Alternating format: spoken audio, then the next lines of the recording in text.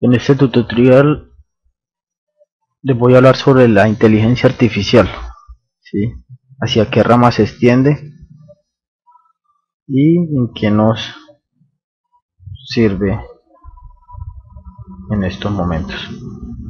Bueno, entonces seguimos con ¿qué es la inteligencia artificial? La inteligencia artificial es considerada una rama de la computación y es la encargada del desarrollo de los sistemas expertos que pueden imitar la capacidad mental del hombre. Entonces, como decíamos, la inteligencia artificial es considerada una rama de la computación y relaciona un fenómeno natural con la analogía artificial a través de programas del computador.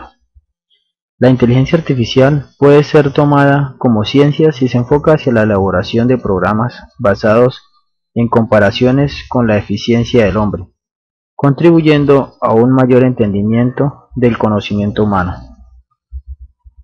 Por otro lado, es tomada como ingeniería, basada en la relación deseable de entrada y salida para sintetizar un programa de computador. El resultado es un programa de alta eficiencia que funciona como una poderosa herramienta para quien la utiliza. A través de la inteligencia artificial se han desarrollado los sistemas expertos que pueden imitar la capacidad mental del hombre y relacionan reglas de sintaxis del lenguaje hablado y escrito sobre la base de la experiencia, para luego hacer juicios acerca de un problema cuya solución se logra con mejores juicios y más rápidamente que el ser humano. En la medicina tiene una gran utilidad, al acertar el 85% de los casos de diagnóstico. Entonces eso sería lo que es la inteligencia artificial. Seguimos, ¿qué podemos llamar como inteligencia artificial? En ciencias de la computación se denomina inteligencia artificial a las inteligencias no naturales en agentes racionales no vivos. John McCarthy acuñó el término en 1956 y la definió como que es la ciencia e ingeniería de hacer máquinas inteligentes, especialmente programas de cómputo inteligentes. Seguimos ahora con ¿qué es un agente inteligente? Los agentes inteligentes son entidades que permiten pensar, evaluar y actuar conforme a ciertos principios de optimización y consistencia para satisfacer algún objeto o finalidad. De acuerdo al concepto previo, racionalidad es más general y por ello más adecuado que inteligencia para definir la naturaleza del objeto que de esta disciplina. Con lo cual, y de manera más específica, la inteligencia artificial es la disciplina que se encarga de construir procesos que al ser ejecutados sobre una arquitectura física, producen acciones o resultados que maximizan una medida de rendimiento determinada, basándose en la secuencia de entradas percibidas y el conocimiento almacenado en tal arquitectura. Existen distintos tipos de conocimiento y medios de representación del conocimiento, el cual pueden ser cargado en el lenguaje por su diseñador o puede ser aprendido por el mismo agente utilizando técnicas de aprendizaje.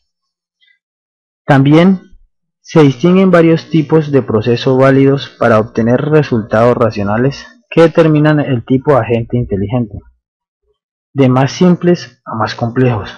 Los 5 principales tipos de procesos son: tenemos el primero, que es ejecución de una respuesta predeterminada por cada entrada, que son análogas a actos reflejos en seres vivos. Otro sería la búsqueda del estado requerido en el conjunto de los estados producidos por las acciones posibles. Otro sería los algoritmos genéticos, que son análogo al proceso de evolución de las cadenas del ADN. Otros serían las redes neuronales artificiales, que son análogo al funcionamiento físico del cerebro de animales y humanos. Y por último sería el razonamiento mediante una lógica formal, que es análogo al pensamiento abstracto humano. Ahora seguimos con las características de la inteligencia artificial. Una de las características fundamentales que distingue los métodos de inteligencia artificial de los métodos numéricos es el uso de símbolos no matemáticos, aunque no es suficiente para distinguirlo completamente. Otros tipos de programa como los compiladores y sistemas de base de datos también procesan símbolos y no se considera que usen técnicas de inteligencia artificial.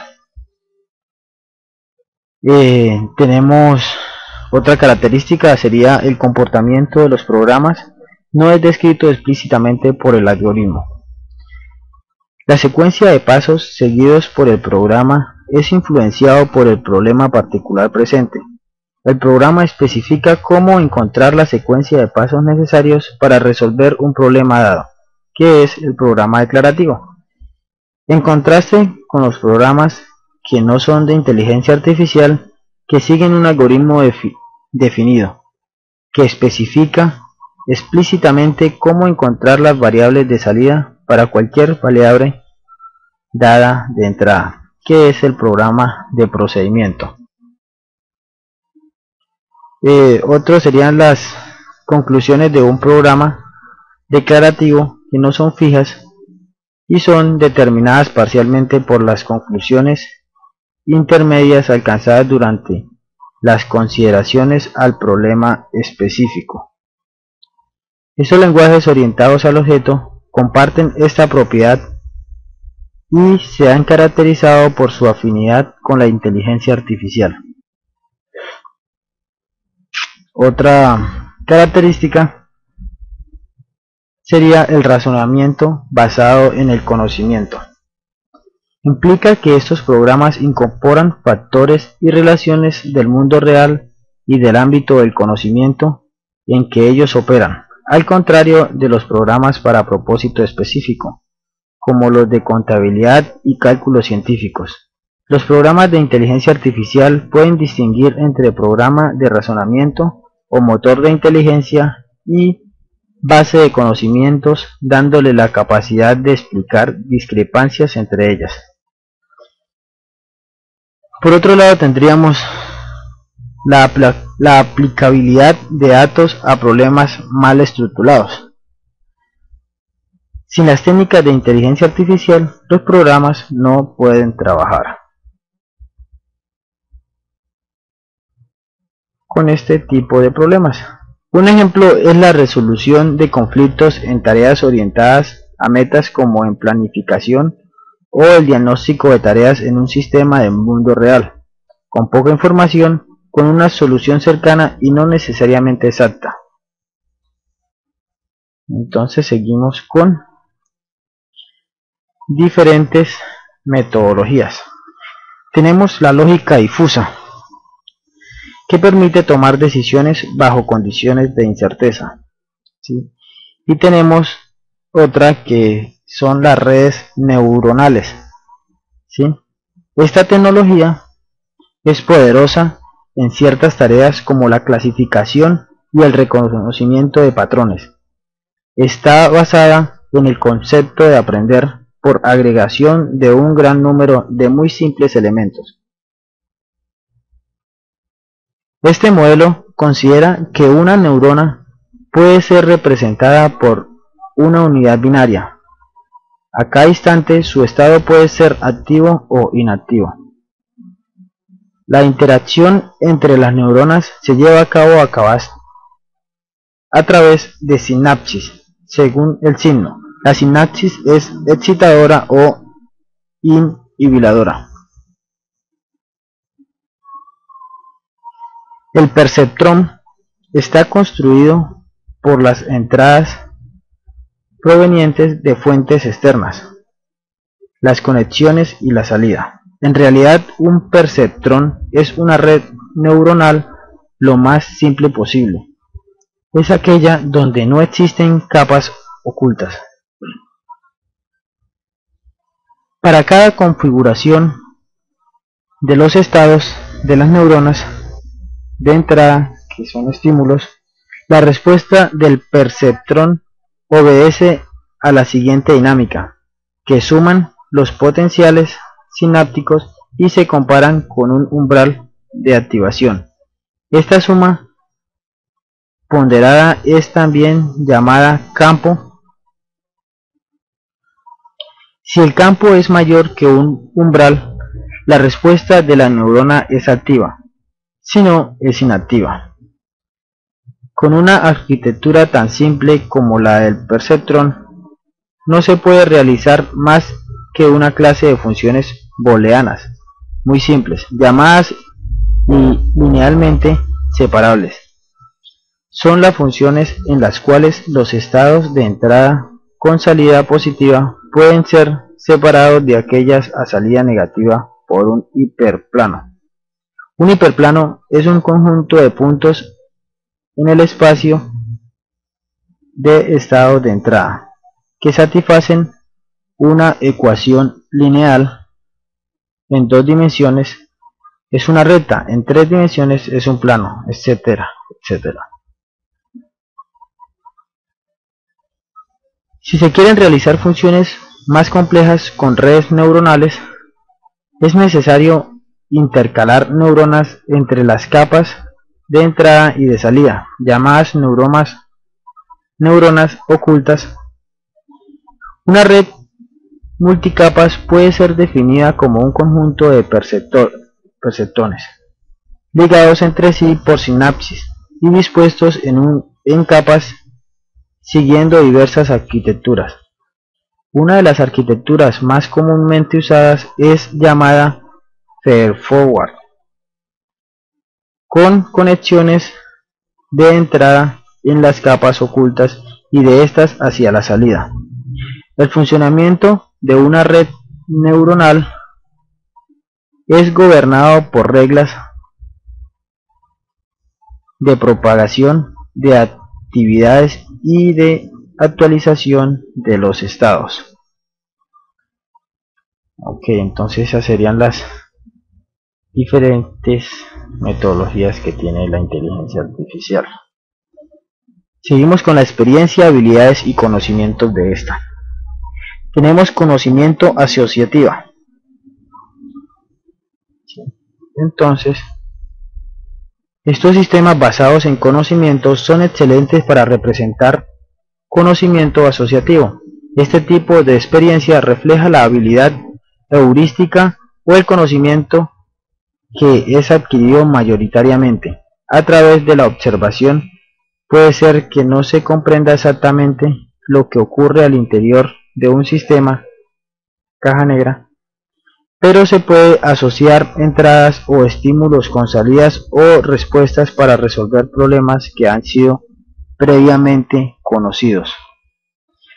Tenemos otra que es la experiencia motora. La experiencia motora es más física que cognitiva. La habilidad se adquiere fundamentalmente a través del ejercicio y la práctica física constante. Los sistemas basados en conocimiento no pueden emular fácilmente este tipo de experiencia, principalmente por la limitada capacidad de la tecnología robótica. La experiencia teórica y el conocimiento profundo permite que los humanos puedan resolver problemas que no se han visto antes, es decir, no existe una posibilidad asociativa. El conocimiento teórico y profundo se adquiere a través de estudio y entrenamiento formal, así como por medio de la resolución directa de problemas. Otro sería la teórica. Debido a su naturaleza teórica, este conocimiento se puede olvidar fácilmente, a no ser que se use en forma continua. Al momento, los sistemas convencionales basados en un conocimiento tienen muchas dificultades para duplicar este tipo de experiencia. Sin embargo, los sistemas de razonamiento basados en modelos representan un notable intento de encapsular este conocimiento profundo y razonar con él. Ok, ahora seguimos con las ramas de la inteligencia artificial. Tenemos la inteligencia artificial logística. Son sistemas con programación que tienen una base de datos con conocimiento general sobre el mundo que los rodea, y dentro de estos tienen data de cómo relacionar a las situaciones específicas. El fin de estos sistemas es representar en oraciones soluciones a problemas mediante un lenguaje matemático, tal como un algoritmo. En énfasis se hace mediante un análisis de información y la reacción de este según su fuente de datos. Otra rama sería la investigación. Los sistemas de inteligencia artificial, muchos de ellos se basan en examinar grandes números de posibilidades dentro de la búsqueda de una solución o movimiento por parte del sistema. Un ejemplo de estos es la capacidad de analizar un movimiento de fichas en un juego de ajedrez, donde evalúa millones de posibilidades en un segundo y de acuerdo al razonamiento de esta toma su decisión. Otra sería la representación. Los sistemas van a ilustrar en sus tareas hechos del mundo que los rodean y que estos tengan la data suficiente para poder representar la información en un lenguaje matemático. Inferir sería otra rama. Los sistemas en ciertas ocasiones obtienen datos que son factibles, pero a veces estos no existen para poder lograr entender el proceso de decisión. El ser esto así en el sistema basado en acciones pasadas puede llegar a deducir ciertas tareas o soluciones de acuerdo con cálculos matemáticos hechas por el sistema. Para lograr estos, tiene que haber estado en situaciones similares, de lo contrario, no reaccionará a la situación. Esto es lo que se conoce como inferencia monotónica, donde se llega a una conclusión marroneando las alternativas y de acuerdo a la situación se puede cambiar. El conocimiento, sentido común y razonamiento, aunque realmente están lejos del ser humano en cuanto a estas capacidades, el fin de toda la inteligencia artificial comienza y termina aquí. Menciona esto porque el lograr que una computadora logre analizar y reaccionar a diferentes situaciones, este es el fin común de todo este campo. Tenemos el aprendizaje por experiencia, sería otra rama.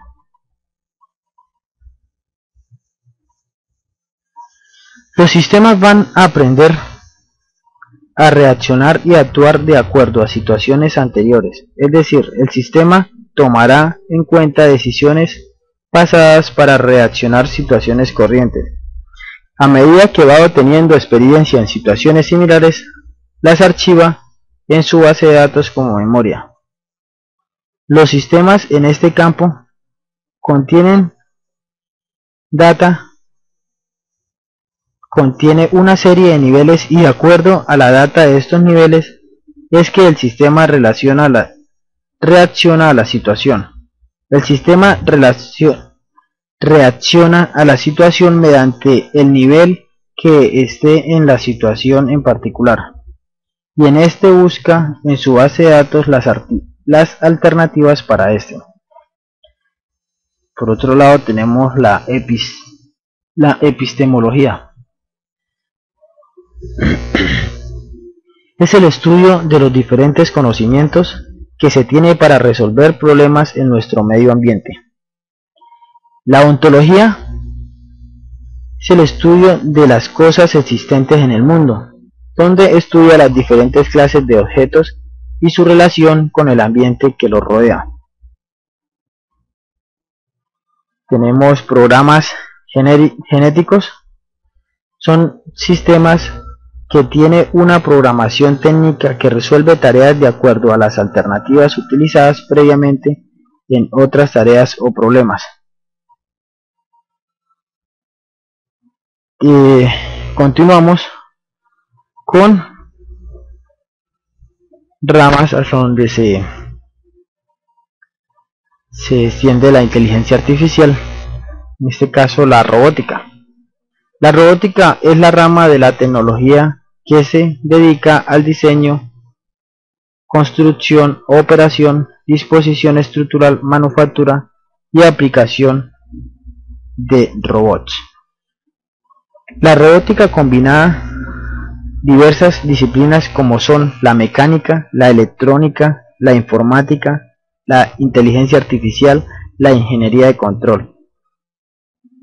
Otras áreas importantes en robótica son el álgebra, los autómatas programables y las máquinas de estados. El término robot se popularizó con el éxito en la obra Roots, Robot Universal Roots, escrita por Raquel Capet en 1920. En la traducción al inglés de dicha obra, la palabra checa robota, que significa trabajos forzados, fue traducida al inglés como robots.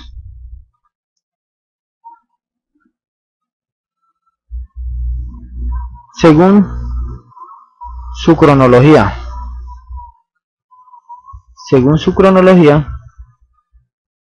en primera generación tenemos los manipuladores. Son sistemas mecánicos multifuncionales con un sencillo sistema de control, bien manual, de secuencia fija o de secuencia variable. En segunda generación tenemos a los robots de aprendizaje. Repiten una secuencia de movimiento que ha sido ejecutada previamente por el operador humano. El modo de hacerlo es a través de un dispositivo mecánico. El operador realiza los movimientos requeridos mientras el robot sigue y los memoriza. En tercera generación tenemos los robots con control sensorizado. El controlador es una computadora que ejecuta las órdenes de un programa y las envía al manipulador para que realice los movimientos necesarios. Y en cuarta generación tenemos los robots inteligentes. Son similares a los anteriores, pero además poseen sensores que envían información a la computadora de control sobre el estado del proceso. Esto permite una toma inteligente de decisiones y el control del proceso en tiempo real.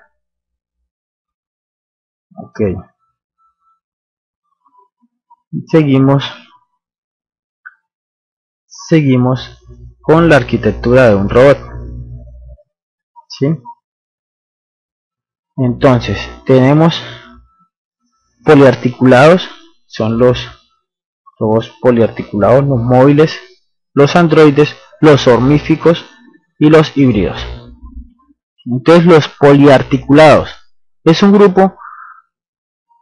Están los robots de muy diversa forma y configuración, cuya característica común es la de ser básicamente sedentarios, como lo vemos en la imagen. Siguen los móviles.